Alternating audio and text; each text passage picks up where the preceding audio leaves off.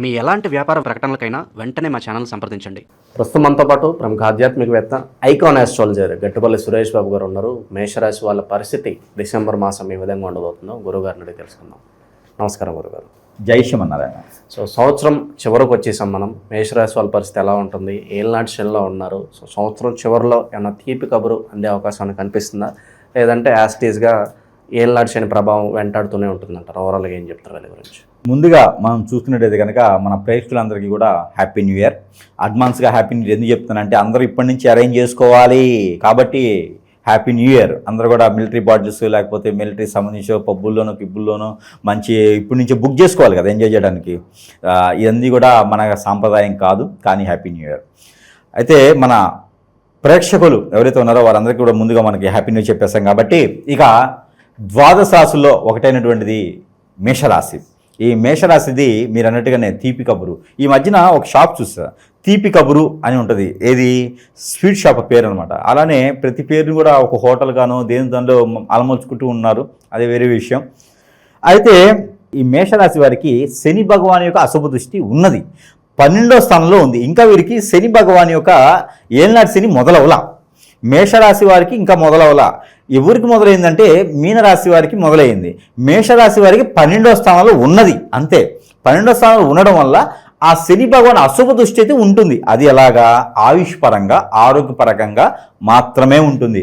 వేరే విషయాల్లోకి వచ్చేటప్పటికి ఆర్థిక పరంగా 1-2 సార్లు ప్రయత్నం చేస్తే పని అవుతుంది, డబ్బులు వచ్చేస్తాయి. రూపాయి దాచుకునే అవకాశం కనిపిస్తుందా? కనిపిస్తుంది, ఇబ్బంది ఏం లేదు. ఇక శని భగవాన్ యొక్క అశుభ దృష్టి ఎప్పుడు మొదలైంది వీరికి? 2027లో మొదలైద్ది. ఇప్పుడు ఇంకా మొదలవలా వీళ్ళకి. ఇప్పుడు వీరికి కేవలం 12వ స్థానంలో ఉంది. 12వ స్థానంలో ఉండడం వల్ల ఏంటంటే గండాలు ఏర్పడతాయి, ఆయుక్షణం ఉంటుంది.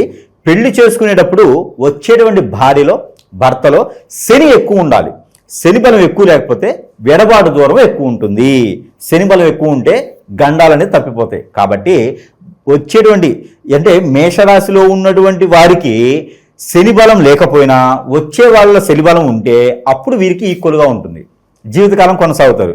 అంతేగాని శని బలం అనేది వీరికి ఇంకా మొదలవలా, 2027లో మొదలవుద్ది. శని 12లో ఉంటే అసలు ఏం జరుగుతుంది అనుకుంటే కనుక ఇప్పుడు డిసెంబర్ మాసం వీరికి ఇంకోటి మాసం కూడా కలిసి రాదు. మేషరాశి వారికి నవంబర్ బాగుంటుంది, డిసెంబర్ కలిసి రాదు. కాబట్టి మాసము కలిసి రాదు. గ్రహము 12వ స్థానంలో ఉంది. వీరికి కలిసి వచ్చే గ్రహాలు ఏమున్నాయి ఈ నెలలో అనుకుంటే రవి ఒకటి కలిసి వస్తుంది. రవి ఇక్కడ ఏమవుతుందంటే వృశ్చిక రాశి నుంచి ధనుసు రాశికి వెళ్ళిపోతాడు డిసెంబర్ 15వ తారీఖున. కాబట్టి రవికి కలిసి వస్తుంది. మకర రాశిలోకి జనవరిలోకి వెళ్ళిపోతాడు. కాబట్టి రవి భగవానుడి యొక్క దశలు కానీ రవి భగవానుడి యొక్క గ్రహం కానీ వీరికి కలిసి వస్తుంది. మరొకటి బుధుడిది కూడా ఒక రకంగా కలిసి వస్తుంది. బుధుడు రవి ఏకంగా ఒక దాటిలోనే ఉన్నాడు, వృశ్చిక రాశిలో ఉన్నారు. ఇక శుక్రుడు అయితే మిశ్రమంగా కలిసి వస్తుంది. ఆయన ఎక్కడున్నాడు? ఇక్కడ మనకి తులారాశి నుంచి వృశ్చిక రాశికి వెళ్తున్నాడు. వృశ్చిక రాశి నుంచి డిసెంబర్ 7వ తారీఖున మళ్ళీ ధనుసు రాశికి వెళ్తున్నాడు. కాబట్టి ఈ గ్రహాలు ఒకటే ఈ యొక్క మేషరాశి వారికి కలిసి వస్తున్నాయి. ఈ కలిసి వచ్చేటువంటి గ్రహాల వల్ల ఏమవుతుంది అంటే కనుక ఆర్థికమైనటువంటి ఇబ్బందులు తొలగిపోతాయి, జాబుల వెసులుబాట్లు దొరుకుతాయి. జాబుల వెసులుబాట్లు ఎవరు ఇస్తారు ఈ రాశి వారికి అంటే శుక్రుడు ఇస్తాడు. శుక్రుడు ఉచ్చంలో ఉన్నాడు, 180 డిగ్రీల్లో ఉన్నాడు. కాబట్టి మిశ్రమైనప్పటికీ కూడా కొన్ని రకాల జాబులు అయితే కల్పిస్తున్నాడు మేషరాశి వారికి. ఇంకోటి రాహు ఒకటి ఉన్నాడు. రాహు 11వ స్థానంలో కాకుండా రాహు 11వ స్థానంలో ఉన్నప్పటికీ కూడా ఇక్కడ మనం చూసినట్టయితే రాహు ఏం చేస్తాడంటే మనకి కొంతమేర ఉపశయనం కల్పించకుండా కొంతమేర మనకి ఎక్కువ దాన్ని ఏమంటారంటే మనం కోరినటువంటిది కానీ అనుకున్నటువంటిది కానీ తొందరపాటు నిర్ణయాలు తీసుకుని చేస్తాడనమాట. రాహు 11వ స్థానంలో ఉంటాడు. కాబట్టి ఇప్పుడు వ్యాపారంలో ఎక్కడైనా పెట్టుబడి పెట్టాలనుకుంటే కనుక ఆలోచించారు, పెట్టాలా ఓకే పెట్టేస్తారనమాట. అప్పు కావాలా ఓకే అప్పు ఇచ్చేస్తాడనమాట. ఈ రకమైనటువంటి తొందరపాటు నిర్ణయాల వల్ల జీబులో కానీ బస్సులో కానీ కార్లో కానీ వెళ్ళేటప్పుడు కానీ డ్రైవింగ్ సీట్లో కూర్చున్నాం అనుకోండి, ఎవడైనా వెనక నుంచి ఆంధ్ర కొట్టాడంటే ఆగడనమాట. నేను నా బండి తక్కువ అని చెప్పేసి మనకి క్రాస్ చేయాలని చూస్తాడు. ఆ క్రాస్ చేసే సమయంలో ఎదురు వెనక ఏదైనా వస్తే యాక్సిడెంట్లు అవుతాయి. రాహు అజ్జేస్తాడు. కాబట్టి తొందరపాటు నిర్ణయాలు తీసుకునేటప్పుడు 1 సెకండ్ ఆలోచించాలి. ఆలోచించి నిర్ణయం తీసుకుంటే అప్పుడు వీళ్ళు నష్టపోకుండా ఉంటారు.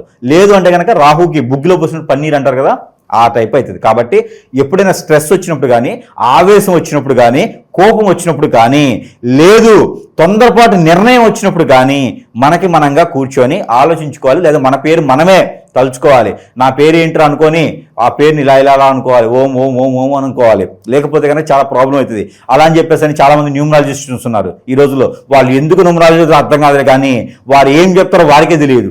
ఈ న్యూమరాలజిస్ట్ అంతా కూడా ఒక పేరుని మార్చేసి దాన్ని వెనక నుంచి ముందుకి, ముందు నుంచి వెనక్కి 20 రోజులు రాయండి. లేకపోతే మీరు ప్రతిరోజు కూడా గ్రోత్ గ్రోత్ గ్రోత్ అనుకుంటూ ఉంటే మీరు డబ్బు సంపాదిస్తారని చాలా రకాల వీడియోలు అండి. చచ్చిపోతున్నాను చూడలేక ఇవన్నీ.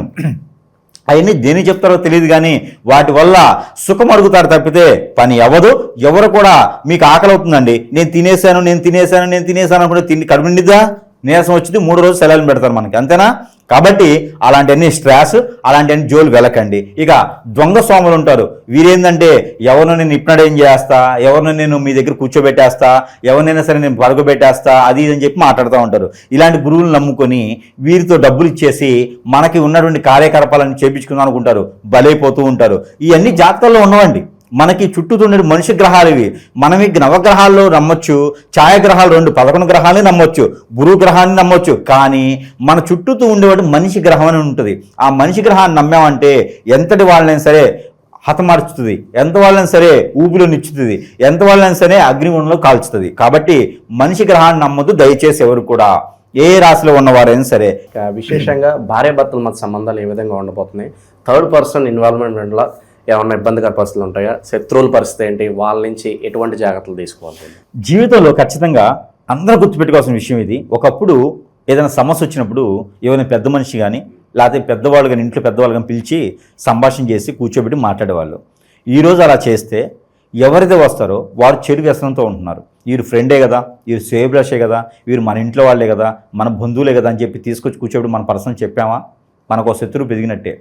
ఉన్న శత్రువుని తాళరా బాబు అనుకుంటే ఈ మళ్ళీ ఇంకో శత్రువు పెంచుకున్నట్టే మనం. కాబట్టి ఎవరు కూడా ఒకటి చెప్తున్నా గుర్తుపెట్టుకోండి, భార్యాభర్తల మధ్య ఎడబాటు ఉంది, ఇద్దరి మధ్య పడట్లేదంటే ఇద్దరు కొట్టుకోండి, గట్టి కొట్టుకొని అక్కడే సమస్య పరిష్కారం చేసుకుని బయటకు వచ్చేయండి.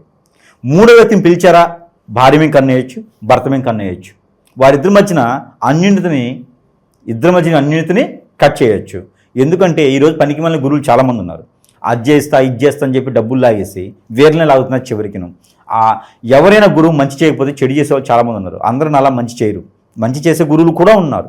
వాళ్ళని మనము సంప్రదించాలి. అయితే ఈ గురువు దగ్గర వెళ్ళడం, వారు ఏదో రకమైన చెడు క్రియలు చేయటం, ఆ చెడు క్రియ వల్ల అన్యోన్యంగా ఉండేటువంటి భార్యాభర్తల మధ్యన గొడవ పడటం, పిల్లలు దూరం అవటం, వారి మధ్యన వ్యసనాలు పుట్టించడం, విడాకుల వరకు వెళ్ళటం, ఇవన్నీ చాలా జరుగుతున్నాయి. దాంతోపాటు 2వ పెళ్లి 3వ పెళ్లి చేసుకోవటం, లేదా చెడు వ్యసనాలకు బానిస అవ్వటం, లేదంటే ఎఫ్ఐఆర్స్ పెట్టుకోవడం, అక్రమ సంబంధాలు పెట్టుకోవడం లాంటివి ఏర్పడుతూ ఉంటాయి.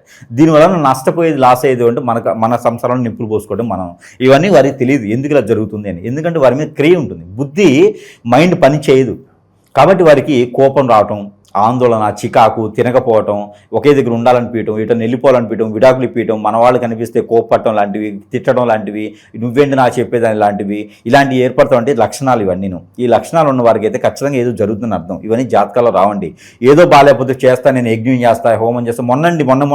మొన్న కస్టమర్స్ వాళ్ళు చెప్తా ఉన్నారు. ఒకటేంది, నా దగ్గరికి వచ్చే ప్రతి కస్టమర్ వాళ్ళు చెప్తా ఉన్నారు, ఒక గురువు దగ్గరికి వెళ్ళామంటే 50,000 రూపాయలు తీసుకున్నాడు, ఒక గురువు దగ్గరికి వెళ్ళామంటే 5 లక్షలు తీసుకున్నారు, ఒక గురువు దగ్గరికి వెళ్ళామంటే 15 లక్షలు తీసుకున్నారు. ఏం చేశారమ్మా? ఏదో హోమం చేశారండి. హోమం చేస్తే నీ సమస్య ఎలా పరిష్కారం అవుతుందమ్మా? హోమం చేస్తే పరిష్కారం అవ్వదు కదా. హోమం దేనికి చేస్తారు? హోమం చేయాలి, మంచిది. అవి గ్రహాలు శాంతించడానికి చేస్తారు. మన జాతకం ఏదైనా బాగాలేకపోతే హోమం చేస్తారు. మనం ఎదుగుదల ప్రాబ్లం వస్తే హోమం చేస్తారు. ఇది న్యాచురల్. నీకు జరిగిన చెడు కదా, చెడు జరిగితే హోమం ఎందుకు చేయడం? చెడు చేస్తే హోమం అవసరం లేదు కదా, దానికి డబ్బులు పెట్టడం అవన్నీ అవసరం లేదు. నీకు ఏదైతే చెడు జరిగిందో చెడుతోనే తీసేయాలి. అలాంటి గురువుని ఎంచుకోవాలి మనం. హోమాలు, యజ్ఞాలు, యాగాలు, జపాలు అంటే అవ్వదు. దానాలు చేయండి, మంచిది.